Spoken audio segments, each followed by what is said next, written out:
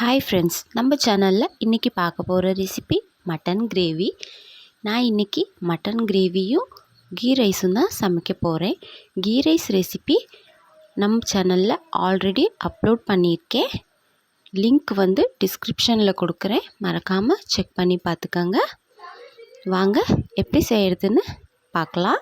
அதுக்கு நம்ம சேனலை இன்னும் சப்ஸ்கிரைப் பண்ணாதவங்க மறக்காமல் சப்ஸ்கிரைப் பண்ணுங்கள். பெல் பட்டனையும் ப்ரெஸ் பண்ணிக்கோங்க. அப்போ தான் நாங்கள் போடுற வீடியோஸ் உங்களுக்கு நோட்டிஃபிகேஷனாக வரும். வாங்க ஃப்ரெண்ட்ஸ், மட்டன் கிரேவி எப்படி செய்யறதுன்னு பார்க்கலாம். ஃப்ரெண்ட்ஸ், நான் இன்றைக்கி 1.5 kg அளவுக்கு மட்டன் கறி எடுத்திருக்கேன்.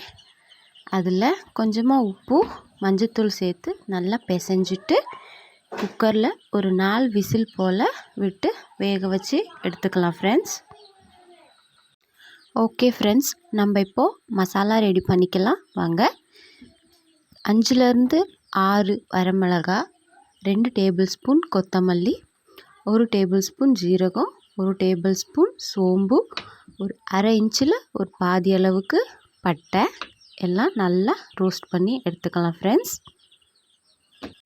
ஓகே ஃப்ரெண்ட்ஸ், நம்ம இப்போது வறுத்து வச்சதை மிக்ஸி ஜாரில் சேர்த்து அது கூடவே கொஞ்சமாக புளி சேர்த்து நல்லா ஃபைனாக அரைச்சி எடுத்துக்கலாம் ஃப்ரெண்ட்ஸ். ஓகே ஃப்ரெண்ட்ஸ், நம்ம இப்போது கிரேவி ரெடி பண்ணிக்கலாம். வாங்க. ஸ்டவ் ஆன் பண்ணி பாத்திரத்தை வச்சுக்கலாம். எண்ணெய் சேர்த்துக்கலாம்.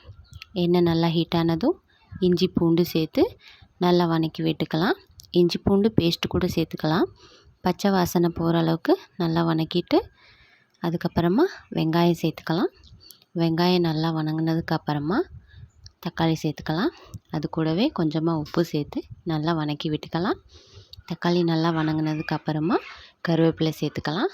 கருவேப்பிலை சேர்த்துட்டு நம்ம ஆல்ரெடி வேக வச்ச மட்டன் கறி சேர்த்து நல்லா மிக்ஸ் பண்ணி விட்டுக்கலாம் ஃப்ரெண்ட்ஸ். ஓகே ஃப்ரெண்ட்ஸ், நம்ம இப்போது அரைச்சி வச்ச மசாலா சேர்த்துக்கலாம். அது கூடவே இன்னும் கொஞ்சம் தண்ணி சேர்த்து நல்லா கலந்து விட்டுக்கலாம். அதுக்கப்புறமா அதை ஒரு 5 நிமிஷம் போல் அப்படியே கொதிக்க விட்டுறலாம். கொதித்ததுக்கப்புறமா அது கூட இன்னும் கொஞ்சம் கரம் மசாலா பொடி சேர்த்து ஒரு 2 நிமிஷம் அளவுக்கு மூடி போட்டு நல்லா கொதிக்க விட்டுறலாம். ஓகே ஃப்ரெண்ட்ஸ், இப்போ பார்த்திங்கன்னா நம்ம சேர்த்த மசாலா நல்லாவே கொதிச்சிருச்சு. இந்த ஸ்டேஜில் நம்ம கொத்தமல்லி தழை சேர்த்து நல்லா கிண்டி விட்டுக்கலாம்.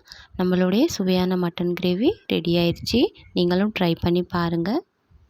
கண்டிப்பாக டேஸ்ட் எப்படி இருக்குன்னு சொல்லுங்கள். வீடியோஸ் பிடிச்சிருந்தால் லைக் பண்ணுங்கள், ஷேர் பண்ணுங்கள். சேனலை மறக்காமல் சப்ஸ்கிரைப் பண்ணுங்கள். தேங்க்யூ.